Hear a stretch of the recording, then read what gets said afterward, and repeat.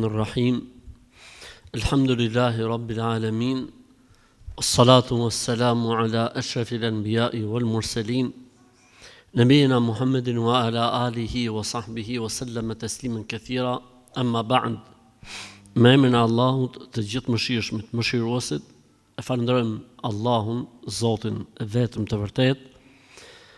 Mirësitë dhe bekimet e Zotit qofshin mbi dashurin e Tij dhe dërguarin e Tij Muhammedin sallallahu alaihi wasallam, si dhe mbi të gjithë ata besimtarë dhe ato besimtare që ndjekin dhe e pasojnë rrugën e Tij deri në ditën e Kiametit. O Allah, o Zot, na dhuro dije dobishme, na mundso vepra të mira, e na furnizo, o Allah, sa të jemi gjallë me furnizim të pastër dhe halal. O Allah, o Zot, na mëso atë që na bën dobi e na bëj dobi me atë që na mëson, e na shto diturinë dhe urtësinë. O Allah, o Zot i gjithësisë, bëj këtë takim dhe tubim për atyre takimeve dhe tubime për cilat pejgamberi sallallahu alaihi wasallam ka thënë, sa herë që besimtarët mblidhen dhe tubohen për hatër të Zotit, për të lexuar fjalën e Zotit ose për të përmendur Allahun, mëshira e Allahut, pra mëshira e Zotit derdhet mbi ta për jetën qetësi shpirtërore, siç janë tokë, Zoti i përmend atje ku është ai. E kur çohen nga këto takime dhe tubime, një zë thret çohuni se Zoti u ka falë gjunahet, gjitha të këqijat u ka kthyer në sevape. Qofshim pjesë e kësaj mirësie të Zotit. Amin. Po fillojmë inshallah taala me pyetjet të cilat janë të depozituara. Më ka ndodhur thot një situatë shumë e keqe në punë, kolegja ime ka një shoqe e cila vjen në ambientin e punës dhe rri me orë të tëra. Dhe bisedat e tyre janë të një niveli shumë të ulët, përgojime, sharje, tani ka filluar të bëj edhe si shefe. Mirë, po kolegja ime thot si ta largoj se e kam shoqe për vitesh. Unë i shkruajta menaxheres për situatën se unë mbush kupë, i thash dhe për shoqen e kolegës, të lutem, thuaj kolegës, nuk dua, domethënë ja kam bërë gjuna. Si s'm ka zënë gjumin se mu duk vete si spione. Mirë me e ke bërë. Dava lafazani. Shumë mirë e ke bërë. Shumë mirë që e ke largu një ladzore nga veni punës. Shifë rahatin tatë. Shifë tymin tatë. Po që tymi jotë në regull, ladzorja tikit gjene një vend tjetër me bo loqe.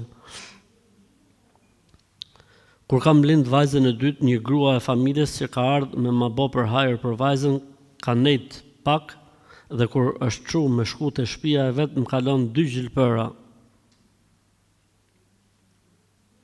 I ka nxjerr nga koka e vet dhe i ka dhe tin za pra fshehur azi, i ka lënë në tavolinë.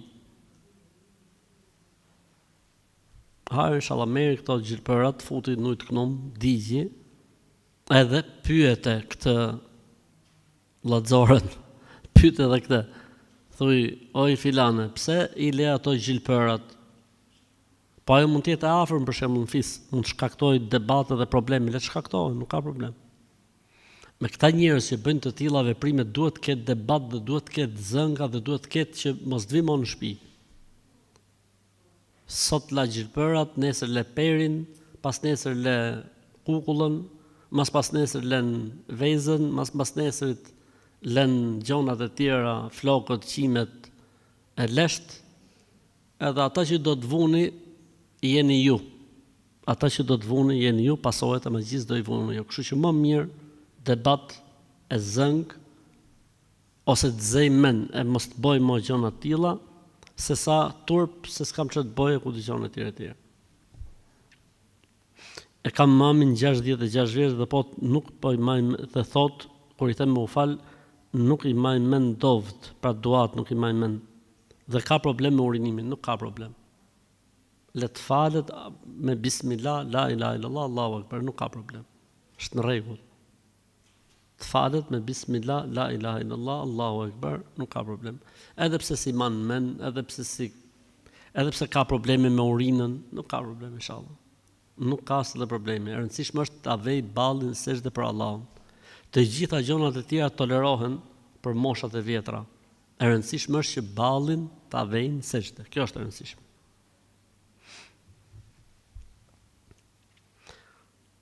A duhet me thonë inshallah për gjithçka çfarë duam të bëjmë gjatë ditës sepse po flisem me i shoqi dhe i thash që nesër do të gatuj gjell, por nuk thash inshallah. Edhe më tha thuj inshallah, unë i thash po me kismet.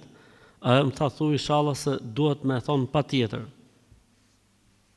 Muhabet e grash, hajër inshallah. Hajër inshallah. Mirë është me thonë inshallah, mirë është thonë për diçka që është në të ardhmen, themi inshallah, themi me kismet. Po edhe me kismet i soj është. Me kismet inshallah, si me shpresë Zotit shqip, me shpresë Zotit, gjitha këto janë, okay, gjitha janë të pranuara, stresi zero. Po edhe ajo, do thonë, unë do shkoj në shkollë, thu inshallah, po nomi. Ha, inshallah, nuk është në problem, kush e di se çfarë. A, kur është diçka që ti premton, unë, me datë 5, do t'jap këtë gjën. Kur ti premton, ky premtimi të kushie që premton. A mo ti njofton, do të shkojmë në shkollë, inshallah. Do shkoj ke furi me ble buk, inshallah. Po do shkoj të blej dhe spinaq, inshallah. Po do shkoj të marr dhe fushat të dhomëve për kalamajt, inshallah. Po kur të vin kalamajt për shkollë do jap me hongër, inshallah. Kjo është me utall me inshallah. Inshallah thuhet vetëm kur bëhet fjalë për premtime. Kur bëhet fjalë për premtime, duke qenë se njeriu nuk është ai i cili menaxhon jetën e tij, atëherë themi inshallah. Po kështu për gjëra për ditëshmëri nuk ka nevojë me thonë njeriu inshallah. Ose po harroj nuk ka problem. Hajde. Mos në nxefet. Në një ling kalon maca si për të vdekur dhe i vdekur i lëviz, çohet. Dhe në Shqipëri akoma vazhdojnë të flasin të moshuar që thonë nuk duhet lënë kufoma vetëm se zgjohet. Hajde inshallah çohet. Inshallah çohet. Elhamdulillah, inshallah po çohet në, s'quhet më kufom. Kthehet edhe herë në jetë. Videot që jepen është një kufom, janë disa njerëz duke i fal xhenazën dhe kalojnë macet sipër dhe çohet xhenazja. Po këto janë me inteligjencë artificiale. Mos besoni, mos hani çdo gjë që paraqitet si djath, se mund të jetë sapun. Edhe hani sapunin për djath. Me inteligjencën artificiale, bota dhe masat dhe popujt po han sapun pafund për djath. Sepse ti se dallon dot a është e vërtetë as është e vërtetë. Pashtu që e ka kollaj, kush vdes macet sipër, çohet xhenazja, heqim qefinin, i veshim kostumin, hajde ham i tas me përshesh. Prandaj larg këtyre muhabeteve se na habitot për Zotin. Vallahi bilaj na habitot. A është e vërtetë se nëse njeriu mendon për diçka që ka frikë se mund të ndodhë, ajo ka për të ndodhur? Libri klasës së parë për kalamajt me i trem. Për shumë këto muhabete, kur njeriu ka frikë se do të ndodhi diçka, ajo ka për të ndodhur. Alhamdulillah. Kam një biznes vogël për punsoj. Okej. Shkruani pak mirë shqip. Kur të shkruani, rregullojeni çik pyetjet se na lat pa marr frym. Kam një biznes të vogël për punsoj. Kamarierja kur po vjen radha me shërbyer alkool nuk pranojnë. Me shërbyer klientëve, por në rastin konkret ato vetë konsumojnë alkoolin. Po mirë, bo vetë gjinovin, s'do ta bëjnë të tjerët. Mashallah. Që ka faqih, që ka shkencëtare dhe dietare fikut islam. Thotë unë e bëj gjinovin, po pse ta morin tjerë gjinovin për me, që kanë rregull, sa kjo kamariera duhet të japsh edhe të drejtën me dhënë fetvase që ka mashallah pik. Ë?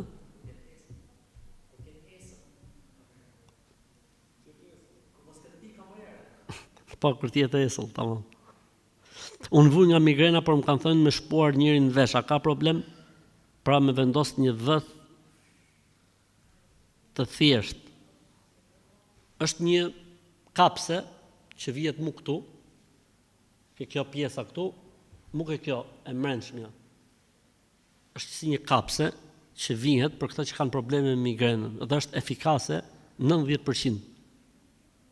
E përdorin, është një lokal në Kosovë që e përdor, është një lokal kështu, do të thonë një dyqan në Kosovë që e bën. është e dhimbshme pak ajo, një javë sa të ambientohet veshi, pastaj migrena, selam aleikum selam. Kjo lejohet, nuk ka problem, por nuk është vath, siç e ka thonë ky në pyetje, nuk është diçka që vihet këtu poshtë, por është diçka që vihet nuk e ke kërci i parë që fillon brenda veshit. Kaq. Shpohet, praf edhe kapet. Ajo është shumë e efektshme. Nuk e di se si e ka qasjen shkencore, po të gjithë ata që e kanë vendosur kanë thonë janë shëruar nga problemet e migrenës deri në bile para një javë isha me hoxh të Zvicrës, e kishte bërë në të dyja veshët. I thash atë ka dhënë efekt, po them ka dhënë efekt. Kështu që nuk ka problem, përderisa jep efekt, elhamdulillah. I mbaj gjithë stafit 1% të vogël lekësh dhe në fund një listë me ushqime, shqipja, ke parasysh të çfarë shqipje me fjalë? Shqipje me ta kaput shpirtin, me të kaput zorrët. Pra ky thot stafit i mbaj 1% të vogël lekësh dhe në fund fare blej ushqime dhe ja çon një familje. A mos hyn hak? Kujt i hyn hak? Familjes? Apo i hyn hak stafit? Qëse stafit ja merr përqindjen me dëshirën e tyre, nuk i ky hyn hak. Qëse ja çon familjes varfër, nuk i ky hyn hak. Familjarit i tregoj se e ke nga stafi. Jo, ti duhet të mosh hallallikun stafit. Si bën ti bamirësi me lekët e stafit. Stafi duhet të jetë dakord, pastaj bësh bamirësi. Mirë, po ati familjarit thotë të tregoj se e ke nga stafi. Dhe ai shkon falenderon stafin. Pra ka këtu diçka që shkon. Pra, ti merr 1% nga stafi me dëshirën e tyre, fut edhe ti përqindje, jo vetëm stafi, fut edhe ti, edhe s'ka nevojë me i thonë Zylbeharit ose ati si Zenelit, kush mund të jetë ajo ose Xhevdetit, nuk ka nevojë me i thonë e ke prej stafit, e ke prej gjysmës stafit, e ke prej çerekut stafit. Çoja ushqimin aty, i boft mirë. Sa ai tani çfarë bën i shkreti shkon falenderon stafin. Stafi mund të jenë 44 veta. Faleminderit për ato 10 kg ushqime. Këtë tjetër, faleminderit. I ra qafa në tokë, ati të falenderu stafin. A më lejohet me punu me i vendos në xemjet në vendin ku të krishterët i lejnë xhenazet. Pra me ngrohem kështu nga këto kaloriferat që vijnë, lejohet, nuk ka asnjë problemi.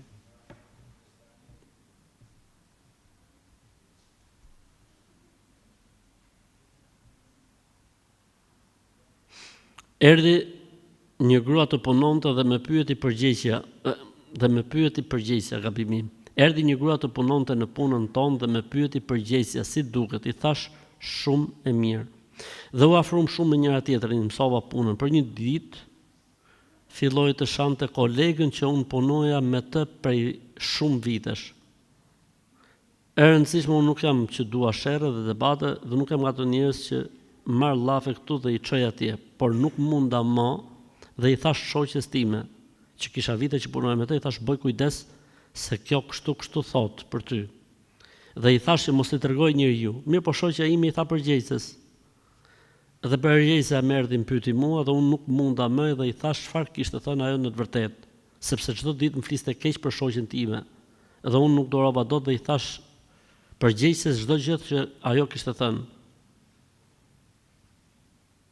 Ajo u mërzit, e la punën, edhe pse nuk i tha askush asgjë, dhe më shkruajti një natë mesazhe në poshtën.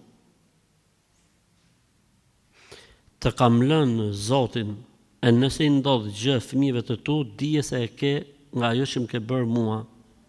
Dhe kishte ndez për këtë gjë një qiri në kish për të lutur. A është e vërtetë që mund të më ndodhi diçka e keqe tek fëmijët?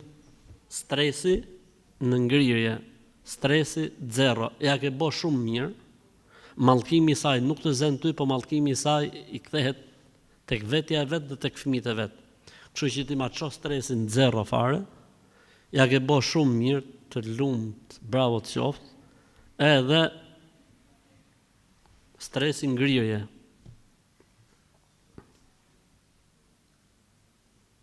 Nuk e di thot pse mami e ka kap shumë ters me mua që kur kam hyrë në fe. Nuk më lën që të flas për fen, më ka quajtur të paditur, më thot mos fol për fen njerëzve se ti je pa shkollë, edhe pse ajo vet ka 16 vite që falet, madje ka dhe shami. Mund tjetë në fazë menopauze, mami. Mund tjetë në fazë menopauze dhe s'duron dot njëri me fol. Kështu që merr në konsiderat shkretën. Ose mund tjetë liruna i vid.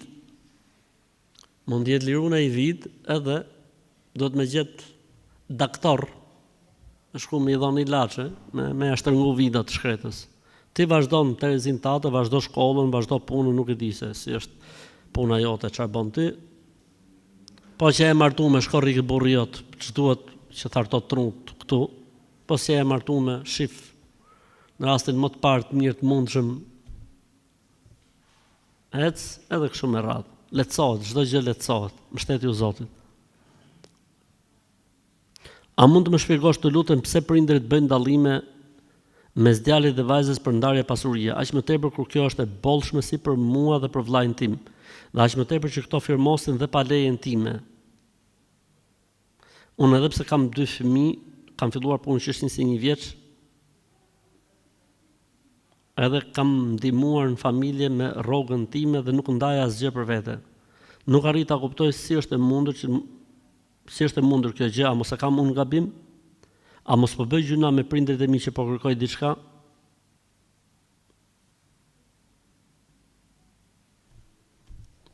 Zullum, padrejtësi, gjunov i madh vallai.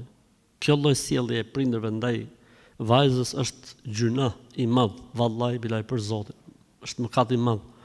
Pashallahu, është mëkat i madh, është gjunov i madh që të sillen me gocat në këtë lloj forme. Po këta janë njerëz që s'kan, domethënë, as fe, as besim. Po s'kan as njerëzillik, pa nuk duhet të kesh frikë Zotin, apo nuk duhet të kesh shumë dije, që thush goca ka hakun e vet, ka hisën e vet. Nuk është kusht ti je fetar i madh, që t'i japësh gocës pjesën e vet. Kjo quhet xahiliet, ignorancë ekstreme. Edhe fatkeqësisht kjo lloj ignorancë është masive në mos vlerësimin e vajzave ose mos dhënien pasuri vajzave. Është masive. Se nga e kanë morë këtë drejt sëmundje, populli ynë nuk e di, po që është kancer, kjo sëmundje është gocën sikur më e pas bë lopa, sikur mos më qenë pjesë e gjakut, sikur mos më qenë pjesë e shtëpisë. Jo po është martuar ka ke burri, si vëlla ka ke burri. Shtaku vetë është pjesa vetë. Ose ca që thonë, ja po ideja është që mos me fut robin e huaj në shtëpinë tonë, mos e fut më vllai pjesën e vet. Bleja, sa është haku i tij kaq, i pja lek, e mbaroi historia. Për shembull, po mohabet e koti. Ai s'është më i huaj, dhëndri nuk është më i huaj. Ti ke dhënë gocën që e ka i huaj. Kupton ti çfarë kafshërie? Kafshëri.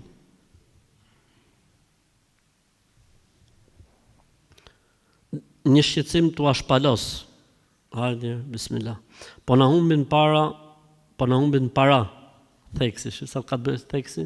Po na humbin para. Po na humbin para shpesh në shtëpi. I mbajmë në kasafort vetëm unë dhe gruaja dim passwordin. Parat janë amanet nga donatorët për jetimet, sepse kemi shoqat humanitare. E para gjë s'lejohet me majt lekët e jetimëve ke shtëpia. Ja, problemi. Përderisa janë amanet nga donatorët, këto lekë duhet rinë ke shoqata, duhet rinë ke banka. Si rrikan lekët ke shtëpia, Allah? Si në lekët e juaja ato? Se t'jenë lekët e juaja, humbin, s'humbin, ka zgjidhje muhabeti. Lekët e jetimëve, po ju duhet i marrni shëndim të gjitha. Çfarë humb, duhet i shtoni nga lekët e juaja.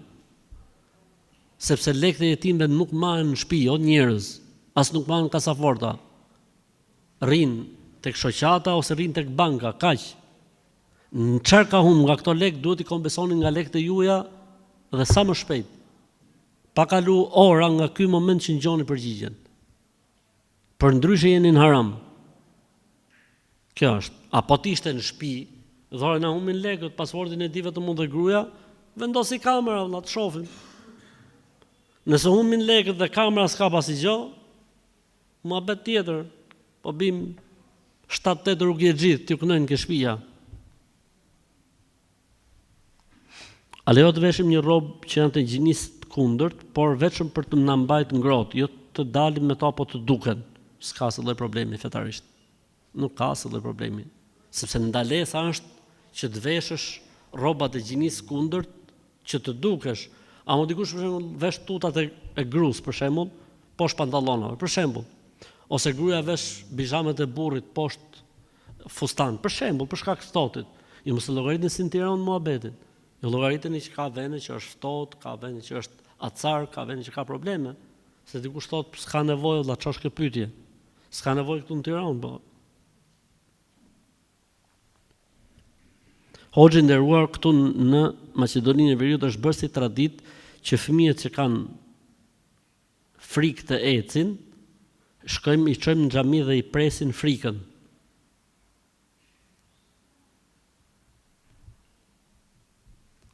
Pra fëmia nuk ecën.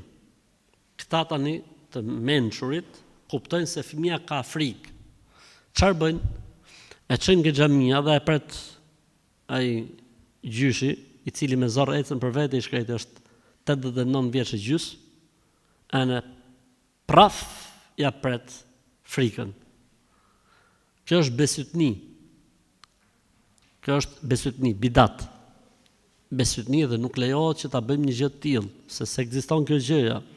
Po si veprohet, ja lidhin fëmijës komët me penjë, edhe vjen ai xhaxhi me shkop i shkreti, se e kanë kështu, i pari që futet në xhami, ose këtë gjejnë në xhami. Edhe mund gjejnë një aty për shembull me karrocë i shkreti, ka ardhur. Shkon ky tani me karrocë që nuk ecën vetë me i pre frikën fëmijës që të ecë fëmia. Po mirë, nëse nuk ecën, çfarë zgjidhje kanë gjetë? Thotë, nëse nuk ecën, pra e prejnë frikën këto. Dhe fëmia prap nuk eci. Thotë, duhet vish javën tjetër në të njëjtën ditë. Ja prejnë prap frikën, nuk eci fëmia. Prap javën tjetër, po normal që kur shkoj fëmia i vjeç e gjys ka vërtet. Zgjidhja, kjo është zgjidhje ekuacioni fuqisë 7. S'ka nuk. Ore që jemi të zgjut, ne jemi të zgjut, s'na merr njëri për zgjuarsi, elhamdulillah. Nëse bëjmë matin e sheqerit në gjak me shpurje gishti, pra që e shpën gishtin, a prishet abdesi? Sipas gjitha medhhebeve në Islam nuk prishet abdesi në këtë rast. Nuk prishet abdesi. Sepse është një sasi aq e vogël gjaku që nuk merret në konsiderat.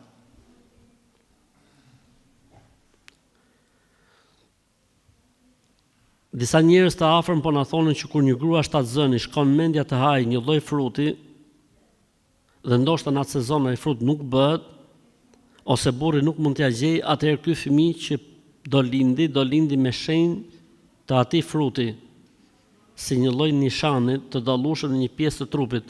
Po me shkumenja grus shtatzën me hongër mish balene, kur t'i shfaqet balena në trup fëmis, për shembull. I shkomenja për mish zebre, i shkomenja për kungull, ose për shalqi. Po me shkumenja grus shtatzën për shumë gjëra, kur ta shofësh fëmin, si dyqan fruta perimesh. Hej, Zoti, alhamdulillah. Jemi të zgjut, jemi si popull, jemi mashallah, shumë të zgjut jemi. Me këto muhabete jemi bukur. A lejohet që të flasim gjatë abdesit, pasi unë vetëm i përgjigje thirrjes që mbëri prindi. Lejohet, nuk ka asnjë lloj problemi. Lejohet. S'ka asnjë lloj problemi. Cili është gjykimi për mishin e mushkës? Haram. Mishi i mushkës është haram, sepse vjen nga dy prindër, njëri që është halal dhe tjetri që është haram. Dhe gjëja që lind nga dy burime, njëri halal dhe tjetri haram, bëhet haram. A lejohet që femrat të mbajnë varse me emrin Allah? Problemi është për shembull kur futen në banjë, si ja bëjnë? Është problemi çik. Dhe unë mendoj që është, si me thonë, mungesë etike me emrin e Allahut. Emri i Allahut nuk ka zbrit për të majtë në trup, për të zbukuruar njeriu me të. Zbukurohu me flori, zbukurohu me lule, zbukurohu me çdo lloj gjëje që mund të ketë marrë formë florini, po jo me emrin e Allahut, sepse unë nuk e shoh këtë prej etikës dhe edukatës së besimtarit me Allahun.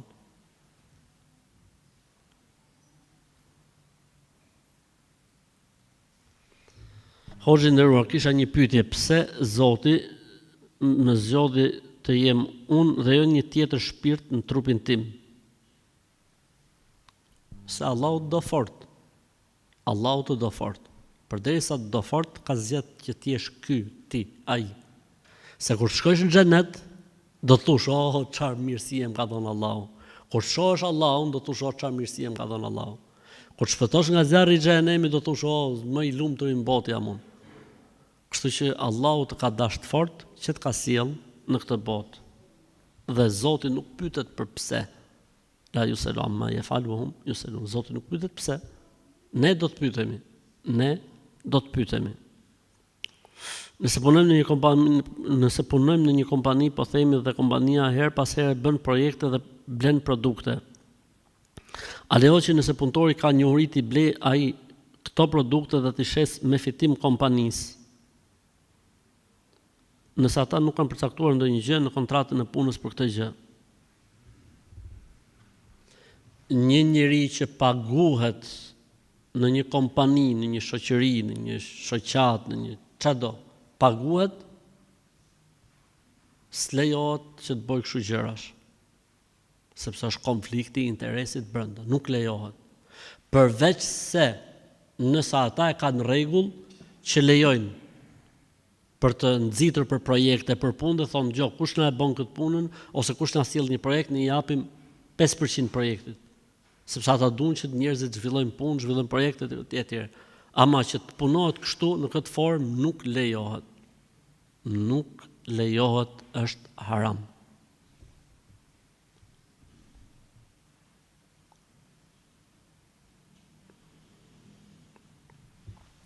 Është një video që është përhapur në TikTok ku një person krahason mes Jezusit dhe Muhamedit.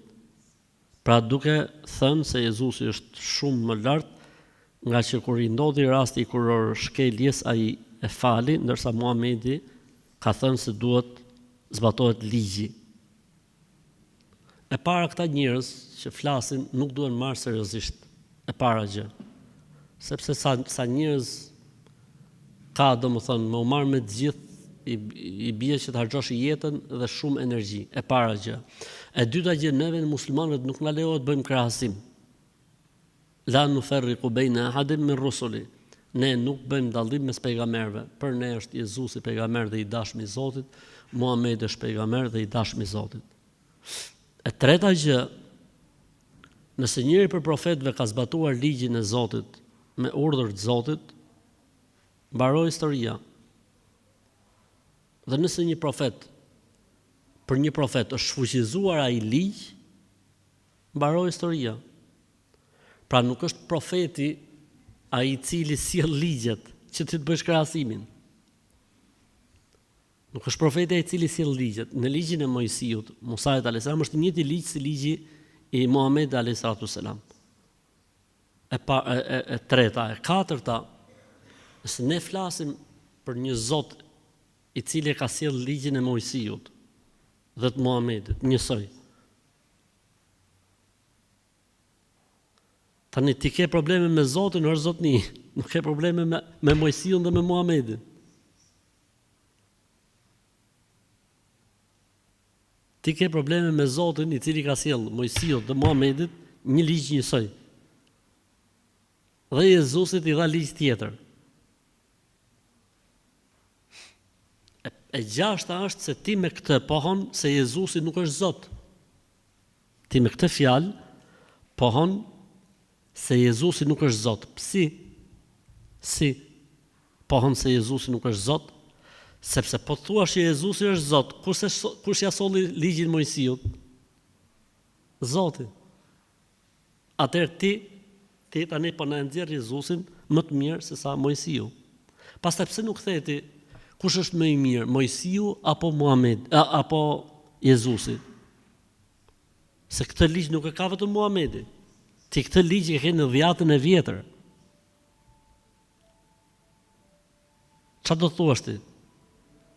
Se Zoti i Mojsiut është mizor dhe Zoti i Jezusit është paqësor.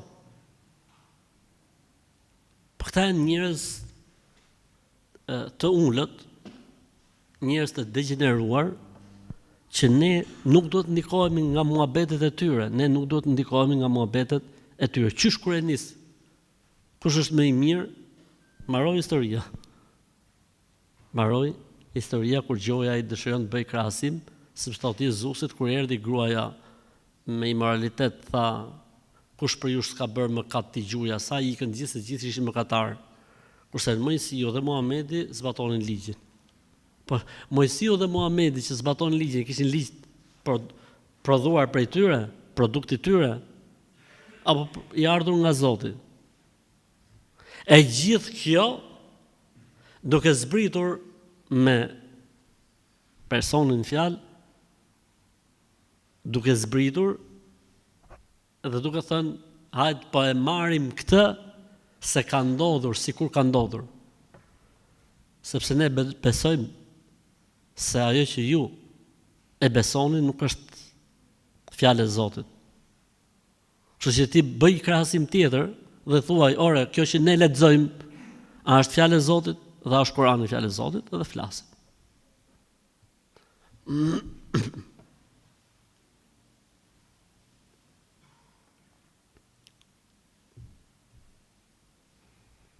Si të përgjigjemi dikujt që thot, nëse libri që ne kemi është fjalë e Zotit, atëherë si ka mundësi që mund të korruptohet fjala e Zotit?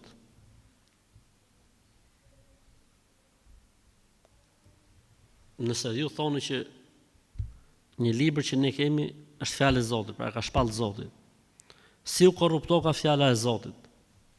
Po aty në librin tatë e keti që ai thot, mallkuar qofshi ju farisejnë, që keni ndryshuar fjalën e Zotit, ligjet, keni ndryshuar ligjet. Tani Jezusi kur ju tha farisejve se keni korruptuar fjalën e Zotit, nuk e dinte këtë pyetje që po bën ti tani? Po se cila është fjala e Zotit? Ku i ke ligjet, ku i ke rregullat, ku i ke adhurimet? Ku i ke?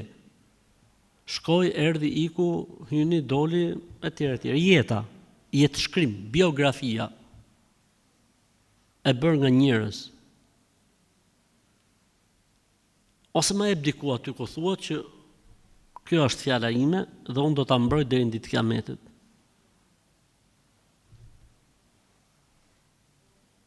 Përkundrazi aty thuat kush e ndryshon do të mallkohet nga Zoti, do të përjashtohet nga mbretëria e tij. Kush e ndryshon? Pra pas ka hapësira. Etj. Prandaj stresin mos e zgjoni fare në këto tema, sepse janë tema shumë të thjeshta për t'u ezauruar.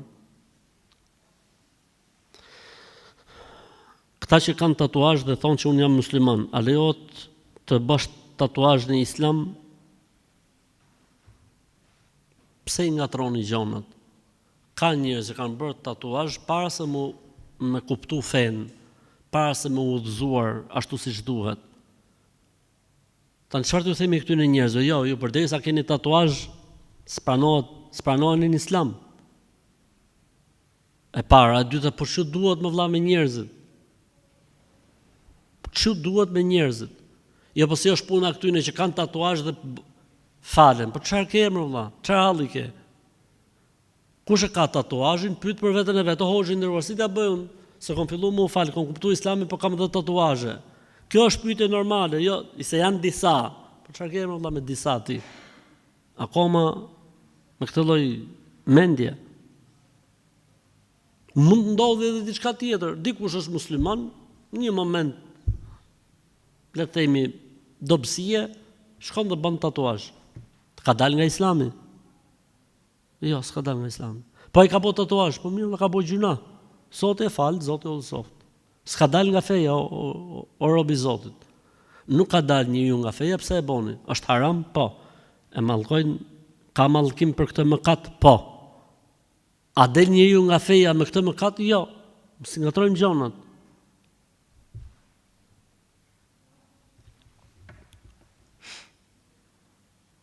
S'të kam shkruar kurrë. E valla, faleminderit. Por po të shkruaj për herë të parë. Mashallah. A lejo ti bashkë namazet dhe drekës i kindis bashkë me akşam dhe yacin? Vallai më mirë mos kishe shkruajt për Zotin. Më mirë mos të kishe shkruajt. Më mirë kishe dhënë tek ajo pjesa që s'kam shkruajt një herë, as mos shkruajtësha një herë. Sepse jam në punë thot me orar shumë cikletshëm. Jam dhe më në uniform madje, vallai duhet më u fal. S'ka. Nuk ka hoxh mbi sipërfaqen e tokës që t'jep ty tolerancë me i bashku namazet në darkët. S'ka. Gjej zgjidhje. Dhe kush kërkon zgjidhje dhe dëshiron zgjidhje, ja lehtëson Allahu. Vallahi bilaj për Zotin ta lehtëson Allahu nga se pret. Qofse e ke merak këtë punë, vallahi ta jep Zoti zgjidhjen. Kështu që stresi zero.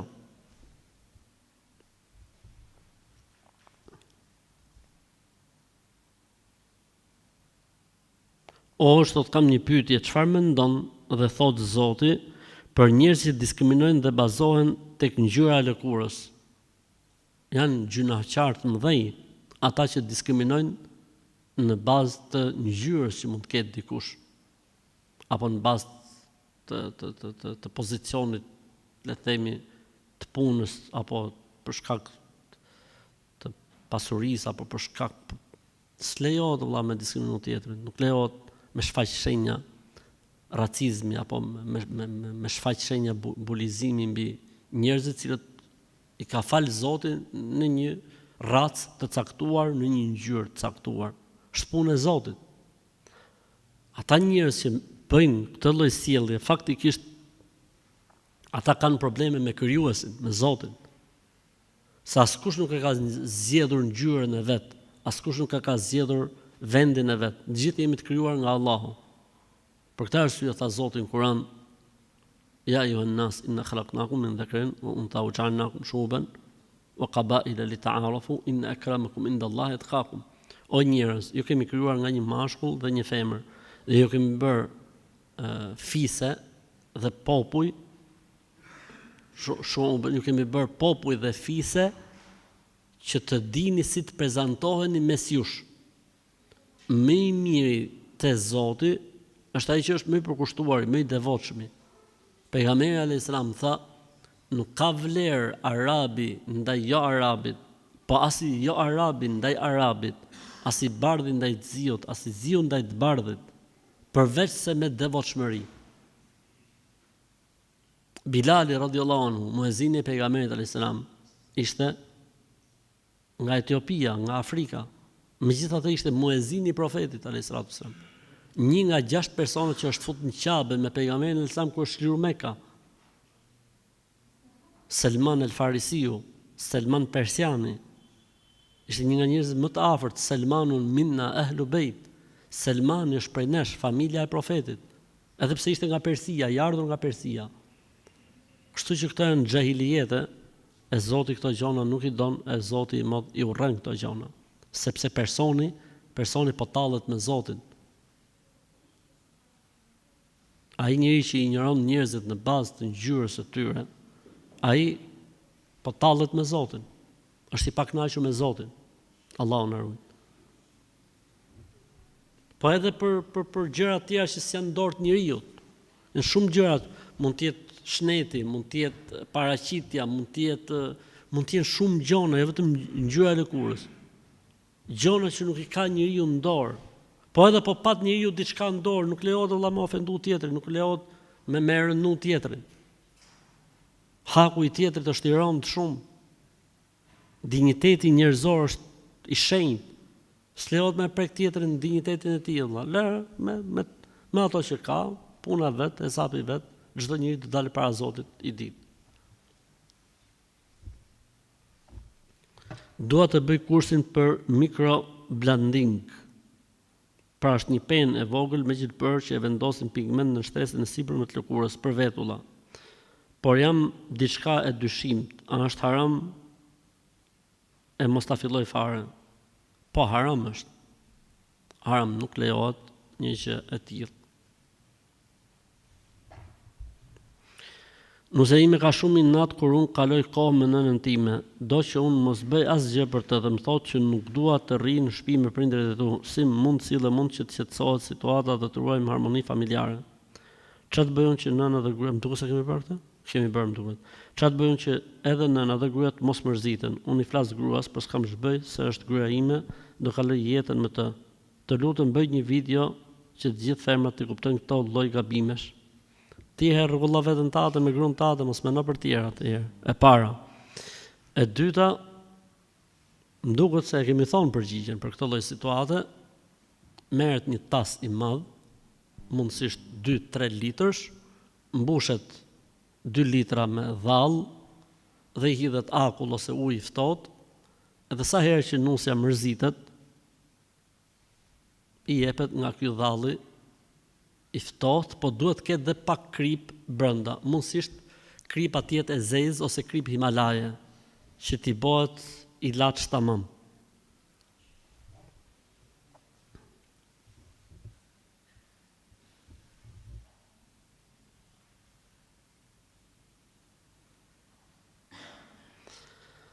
Me vjerën, prap me vjerën, alhamdulillah. Hajde. Unë me vjerën kam pasur shumë debate. Me vjerën, sepse kam djalin me probleme autizmi dhe më tha që e ke çunin me tmeta mendore. Dhe tani unë nuk i flas më as asaj, as njerëzve të burrit. Burri ishte në krahun tim, vjera thotë, shkoj ta takoj, po unë shkoj ta takoj unë dhe t'i kërkoj falje për gabimet e saja. Unë e kam toleruar shumë, por tek fëmia nuk u duroka gjë. Ti s'ke për çfarë t'i kërkosh falje, se s'ke bëj gjuna. Ajo thjesht ka fol keq na dëgjoj, por unë nuk mendoj që ti duhet të kalosh në ekstrem sjellje. Çuni, në këtë rast burri jot duhet bëj rregullatorin në këtë lloj situate të vështirë, edhe ti pavarësisht sa ka bo gabim, po ti herë nuk ke për çfarë të kërkosh falje. Nuk ke për çfarë të kërkosh falje. Po ajo ka bërë gabim, kjo nuk do thotë që ti t'i ndalosh asaj fëmin. Dhe burri jot, pra çuni i kësaj nonës, duhet të rregullojë situatën, të marrë situatën në kontroll dhe të thotë nonës o non, e ke prek, që i ke thonë fëmia me tmeta mendore, po ndoshta nona nuk e dinë burri dhe tani çfarë është autizmi, çfarë është. Nona shef që fëmia nuk komunikon mirë, nuk sillet mirë, i duket mendon se është me tmeta mendore, mund të jetë edhe për shkak të ignorancës së saj. Tani nuk duhet i marrim gjërat kështu me kaq imtësi. Duhet shpirti i tolerancës, e mira e mund të keqen. Nëna ime është shumë plak dhe i dhembin këmbët dhe gjithë trupi i saj. Ajo nuk mund të falet në stol ose në divan, por divanet nuk janë nga kibla. A mund të falet? Jo, nuk mund të falet vetëm se me drejtim nga kibla. Lejohet më u fal ul, lejohet më u fal në divan, lejohet më u fal në krevat. Kjo lloj moshe që s'ka fuqi të rinë këmbë, por duhet të jetë me drejtim nga kibla, duhet të jetë me drejtim nga qabja e madhnueshme.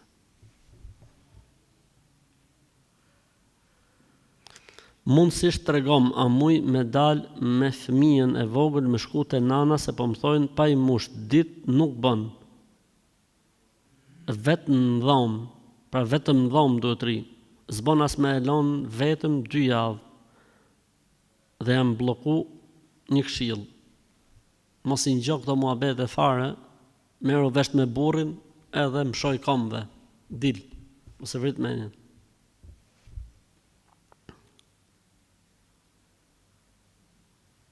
Në TikTok shumë po më dalin videot që deti në Izrael ka marrë në gjyrë të kuqe, a mos është kjo vallë shenjë kiametit dhe është afru kiameti? Aman, alhamdulillah, sa hini shtuar, alhamdulillah. Por çfarë lidhje ka Allah, deti kuq, deti blu. Deti me ngjyrë, deti pa ngjyrë. Doja të pyesja, është e lejuar në Islam që djali të mos të ftojë në nikah babain me pretekst se ai është xahil? Po çfarë fëmijë është ky më vëlla? Se ftoi babain thotë se është xhail. Po mirë pra ftoje pra që bëhet musliman, bëhet i ditur, dashuroj fen, dashuroj islamin. Momenti më i mirë që mund përjetoj prindi tek fëmia i vet është martesa e fëmisë. Ti thua ja sa është xhahil ai. Mirë pra rri me vjerrin, rri me babain, rri me mamin, ka ardh mami dhe ka ardh babai, rri me ata. Se babai është xhahil, edhe mami jot xhahile, e në rri me këta, boje nikahun me këta. Subhanallah. Njeriu duhet ta vejë në punë pak komitetin qendror, pak fare, jo shumë se shumë borsi Einstein. Po pak e vën robin në punë, shiqur më që është xhail, vjen gjon hoxhën, flet hoxha, ku dëgjon etj, ndoshta i qëllon dhe kohë namazi, falet namazi, na i dhurat, na i gjë, i kënaqet shpirti, mund të i udhëzohet zemra në islam. Është xhail thotë s'pa e marr. Thuti që ke për bab Firaunin, ata marr Firaunin nikah. Po edhe Firaun me qenë merë, se ndoshta udhëzohet.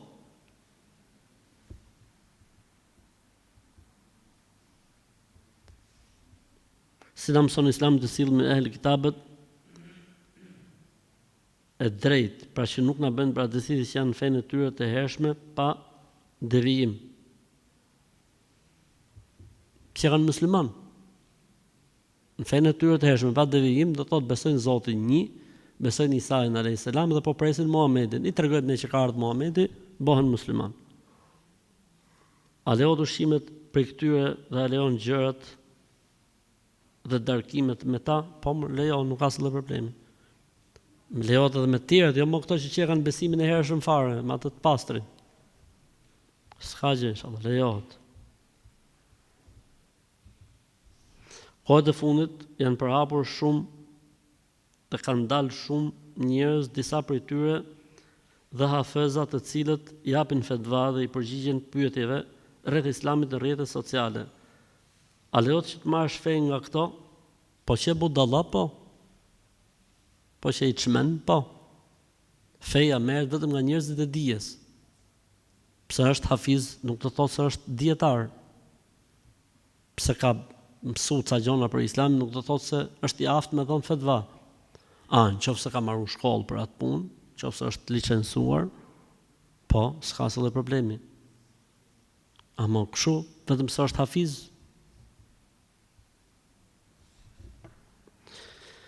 Kam marrë një propozim për martesë me të cilin jam e kënaqur. Babai nuk e preferon, por thot, martohu me këtë duash, unë s'të ndaloj. Ama kur vjen puna të takohet me djalin nuk pranon, as nuk bashkëpunon, si t'ja bëj? Këta janë pyetje të vështira, sepse prindi duhet përmendi arsyeën pse nuk është dakord, pse nuk pranon. Po nganjëherë prindi mendon se fëmia është e vogël, nganjëherë mendon ose di gjëra që fëmia nuk i din, ku dëgjon etj. E rëndësishme, fetarisht me Islam prindi duhet shprehet. Dhe duhet të thotë gocë, dëgjoj bab, unë nuk jam dakord për 1, 2, 3, 4, 5, 15, 20 arsye. Po thotë, jo, ti martohu me këtë dush. Po mirë bab, hajde takoje Baftjarin, Zenelin. Jo, se takoj. Po mirë pra ta, po thu martohu me këtë dush. Kur thu martohu me këtë dush, do thotë se më ngelon hapësirë me zgjedh. Ose thuj, rri, gocë ta gjej baba. Po as kjo, s'është normale. Kjo lloj sjellje, nëse është e vërtetë siç është bërë pyetja, po të kishte gjykatë islame, gjykata ja heq të drejtën prindit, të drejtën e kujdestarisë prindit, e nxjerr nga kujdestaria. Dhe hyn fuqi gjyshi, ose hyn fuqi vllai, ose hyn fuqi xhaxhai.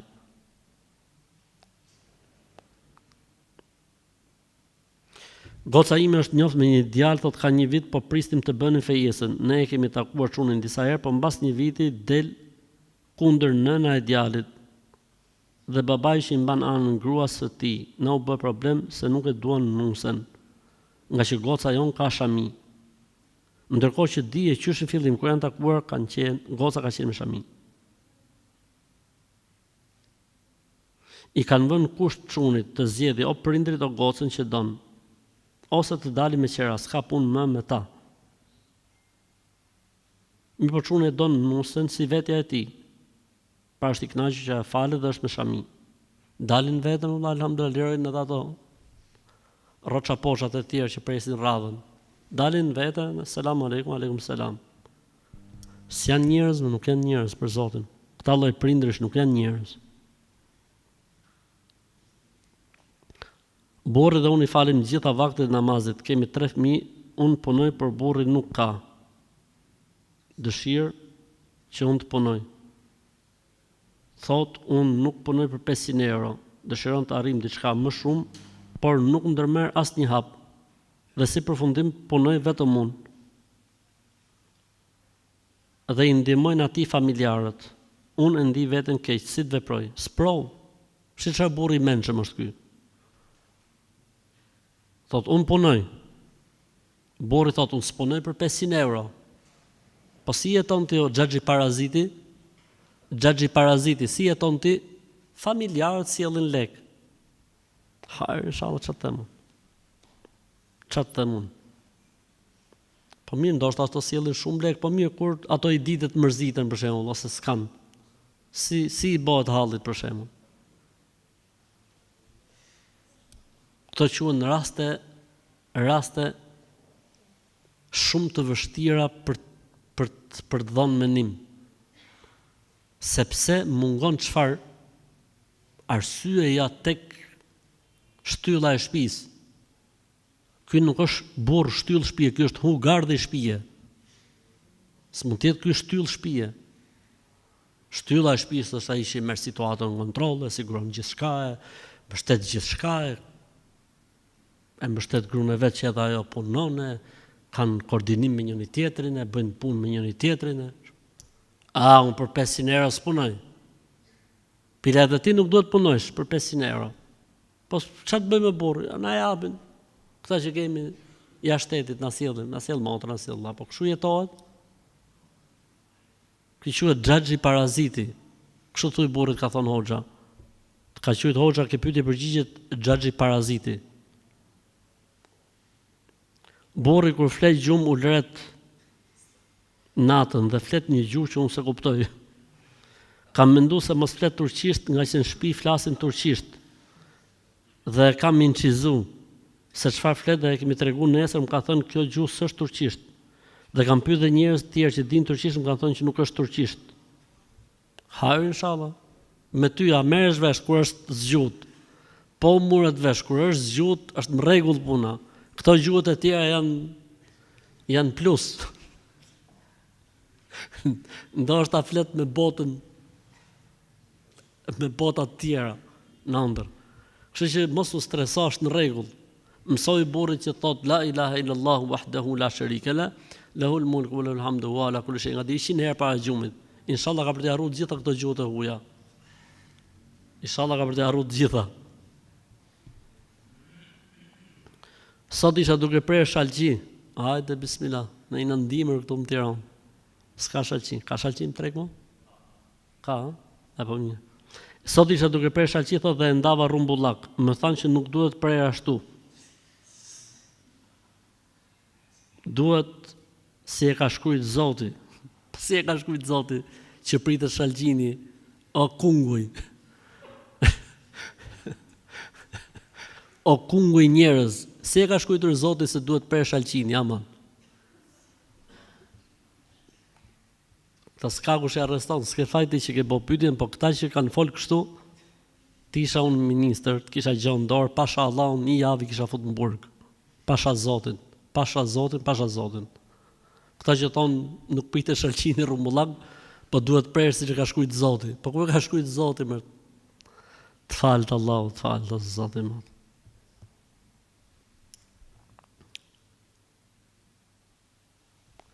Kam një pyetje, vllai nuk na lën të flasim me babain nëpërmjet telefonit, thot ejani dhe shikojeni këtu.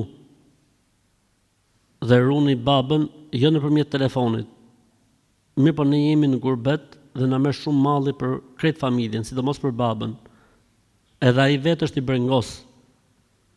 Ne mund shkojmë një herë në 2 muaj, për një herë në 3 muaj, por nuk kemi mundësi të shkojmë më shpesh. Dhe vllai na ndalon që të flasim me të në telefon.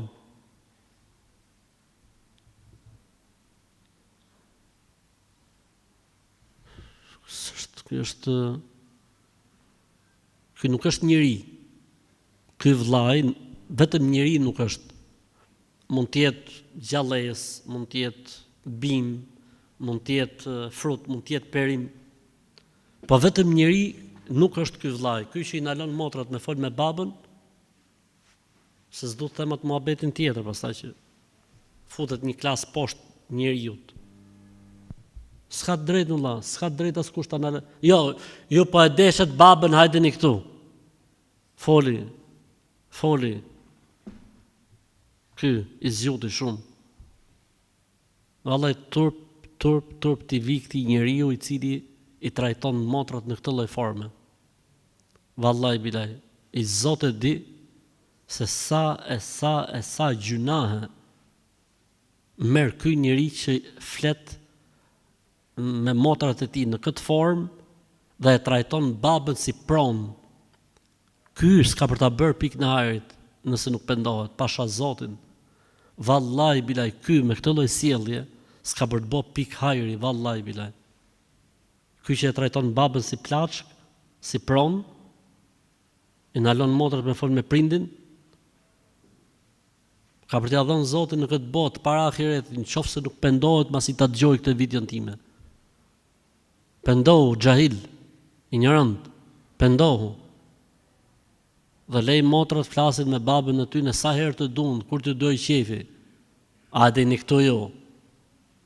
Sërohet baba me telefon, me kuptimin nuk është kujdestari, kujdes dhe merak telefoni. I ka xahil.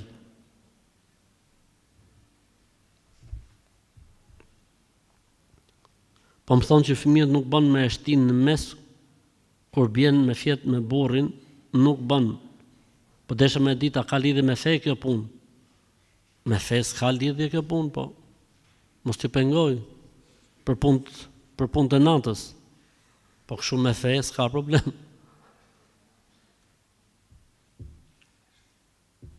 Si është me drejtësi fetare lidhur me pagën e punëtorit, a duhet paguen të gjithë një lloj, si ai me eksperiencë, me atë pa eksperiencë, si i kualifikuar dhe i pa kualifikuar, sepse këtu tek puna jonë bëjnë dallim. Po normalisht do të bëjnë dallim vëlla. Normalisht do të bëjnë dallim.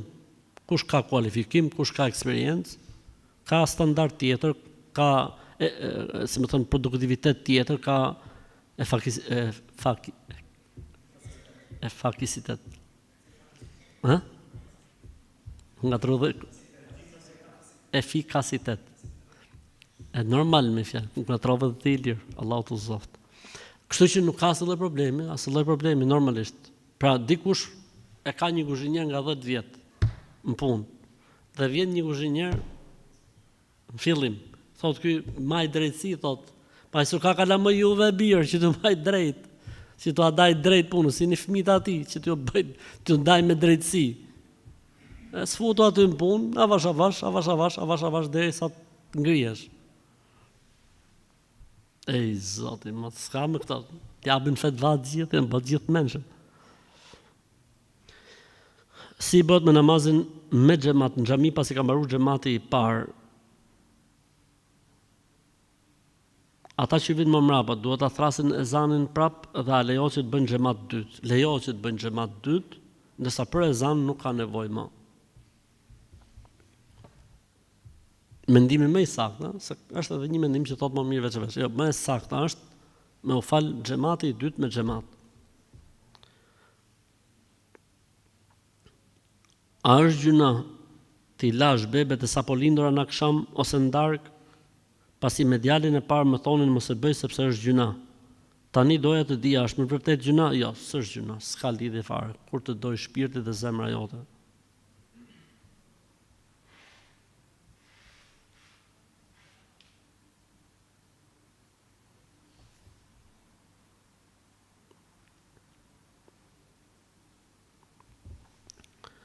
Jam shtatzën në muajin e 6 nga vdekur Xhaxhai, sot ku fama e tij do të arrijë në vend lindje. Kam shumë dëshirë ta shoh, sepse ka qenë shumë i afërt dhe i dashur me ne. A mund ta takoj edhe pse jam shtatzën? Pra nuk do të ndodhi në gjë e keqe? Jo, asgjë e keqe, mund ta shohësh, nuk ka asnjë problemi fare. Vetëm me kujdes për veten tënde, po kështu fetarisht nuk ka problem. Se këto gratë vjetra po më thonë që duhet vendos një penjë të kuq në mes të bejlit, larg budallenjve, shkot shife pa merak. A është e vërtetë që nuk i bëhet rukje atyre që nuk janë musliman? Madje edhe muslimanët duhet mbështeten Allahut. S'është e vërtetë. Të bësh rukje nuk do të thotë se si e mbështet Allahut. Përkundrazi duke bërë sebepin, që thot Zoti, më mbështetni duke bërë sebepet. Po jo muslimanëve lejohet, siç është historia e kujt Ebu Said el-Khudriut që i knun i dhujtarit, i knun Kur'anin i dhujtarit u shëru. A është e vërtetë se nuk lejohet të këndohet mbi ujin e Zemzemit? Jo, s'është e vërtetë. Si uji i Zemzemit, si gjithë ujat e tjerë, përkundrazi, me i knu Zemzemit edhe më mirë akoma. Kështu që a është e vërtetë se nuk i këndohet vajt pasi nuk ka argument? I këndohet vajt, nuk është e vërtetë. Allahu thotë në Kur'an se vaji i ullirit është vaj i bekuar. Ka përmend Zoti në Kur'an. Duke qenë se vaji i ullirit është vaj i bekuar, i kënohet Kur'an dhe njeriu lyhet me vajin e bekuar i cili i është fryrë Kur'ani. A ka argument për këtë fryrjen? Po, hadithi i njohur, hadithi i Aishës radhiyallahu anha, që pejgamberi sa para gjumit i lexonte vetes Kur'an 3 surat e fundit, pra para se me lexu Kur'an vetes çfarë bonte? 2 herë knonte kul huwallahu felekun nasin dhe pastaj lynte gjithë trupin, fërkonte gjithë trupin. Kështu që nuk përbën asnjë lloj problemi fetarisht. Ka dhe një gjë tjetër që në kapitullin e le të themi shërimit dhe të ilaçeve ka tolerancë të madhe shariati. Për këtë arsye, në hadithin edhe me këtë po e mbyllim inshallah. Ka një hadith që banorët e Medinasit yshtnin njëri tjetrin. Pejgamberi sa mi ditë i naloi gjithë. Tha s'ka mo, tha yshtje, knim, rukje s'ka mo, tha. Po si, tha, mi tregoni mu ju, tha, se çfarë knoni, dhe kujt i themun që kjo bën, ta boj. Kujt i themun që kjo s'bën. Unë pejgamberi sa në xhami, mush xhamia me njerëz, erdhi i pari, bën, erdhi i dyti, bën, erdhi i treti, bën, erdhi i katërti, bën, s'bën kjo, okay. Korrigjoje. Derisa në një moment tha stop. Çfarë? Tha kënoni, boni rukje si të doni. E rëndësishme është mos të ketë në shprehje shirk i dhujtari. Edhe pejgamberi sa më tha, nuk ka zbrit Zoti smundje pas sjell dhe ilaçin e saj. Prandaj kurohuni o robët e Zotit. Kurohuni, mjekohuni. Kështu që nuk ka asnjë lloj problemi që njeriu t'i knojë ujë Zemzemat apo t'i knojë vajit ullinit. Subhanakallahumma wa bihamdik, nashhadu an la ilaha illa ant, nastaghfiruka wa natubu ilayk. Zoti ju shpërblet.